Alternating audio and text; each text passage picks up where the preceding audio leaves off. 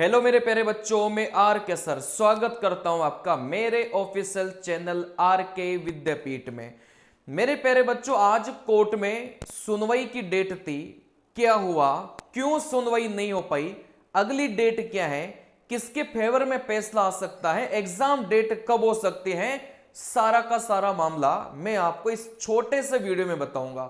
मात्र 5 मिनट का बस ये वीडियो बनेगा, आप लोग देख लेना।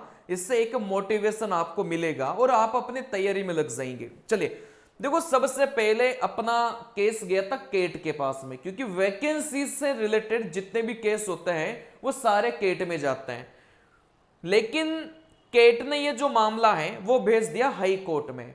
फिर हाई कोर्ट ने वापस ये मामला कहां भेज दिया, केट में भेज दिया। आई बात समझ में? क्योंकि जितने भी वैकेंसी से रिलेटेड मामले होते हैं ना, उसकी सुनवाई केट ही करता है। तो हाई कोर्ट ने मना कर दिया कि मैं वैकेंसी से रिलेटेड सुनवाई नहीं करूंगा, केट में ये मामले की सुनवाई होगी। चलिए, लेकिन हाई कोर्ट ने इसको आदेश दिया था कि 1 महीने के अंदर अंदर आपको क्या करना है, जो भी डिसीजन हो ना, चाहे वो 10वीं पास के पक्ष में हो, चाहे वो आईटीआई वाले बच्चों के पक्ष में हो, आपको डिसीजन लेना था। चलिए देखो, यहां से सबसे पहली जो सुनवाई थी वो यहां से कितनी तारीख को हुई थी, 18 अगस्त को सबसे पहली सुनवाई हुई थी। लेकिन 18 अगस्त वाली सुनवाई में कोई कंक्लूजन और निष्कर्ष नहीं निकला। और अगली जो डेट मिली थी मेरे प्यारे बच्चों, वो कितनी तारीख की मिली थी, यहां से 22 तारीख की अगली डेट मिली थी। अच्छा, 18 अगस्त को तो सही सुनवाई ही नहीं हुई थी, बस यहां से डेट अपन को मिल गई थी। हाँ, 18 अगस्त को आपको कोई सुनवाई नहीं हुई थी। डायरेक्ट जो डेट आपको मिली थी वो कितनी मिली थी, 22 अगस्त, मतलब आज की डेट आपको मिली थी। चलिए देखो मेरे प्यारे बच्चों, आज सुनवाई होनी थी भाई, कुछ ना कुछ निष्कर्ष निकल के आ जाए। लेकिन आज भी कोई भी निष्कर्ष नहीं निकल के आया।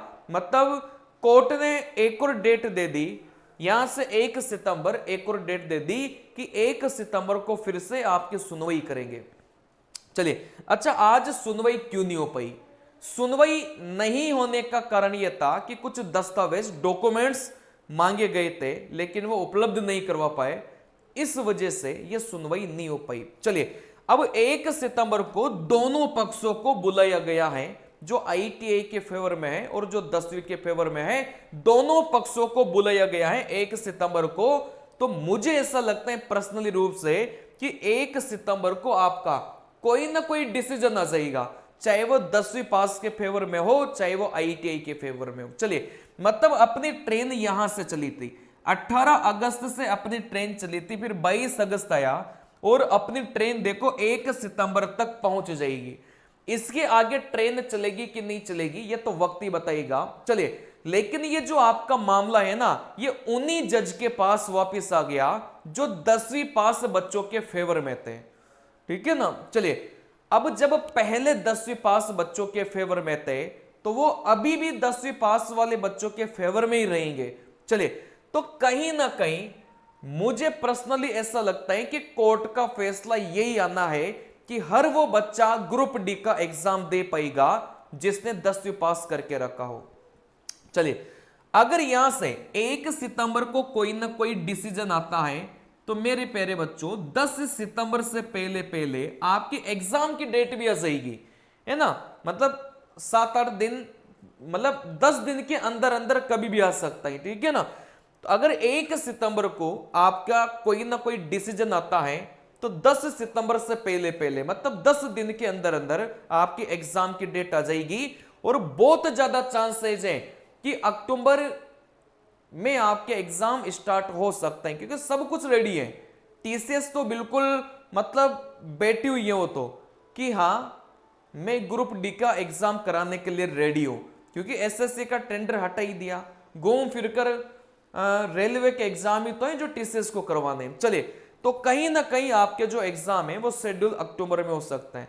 मेरे प्यारे बच्चों, सिलेक्शन वही लेगा जो अभी इन झमेले से हटकर सीधा अपनी स्टडी पर फोकस करेगा। भाई, क्या आपको क्या मिल जाएगा? कोर्ट चाहे 1 सितंबर को फैसला सुनाए, कोर्ट चाहे 20 सितंबर को फैसला सुनाए, इससे आपको क्या मिल जाएगा? आप अपनी स्टडी को लगातार जारी रखें। सिलेक्शन उसी का हो पाया है जिस जिस बच्चे ने इन दुनियादारी में नहीं पढ़ के सिर्फ अपनी पढ़ाई पर फोकस किया है। चलिए, जो भी बच्चा गणित पढ़ना चाहता है स्पेशली ग्रुप डी के लिए, वो इस चैनल को सब्सक्राइब कर लो।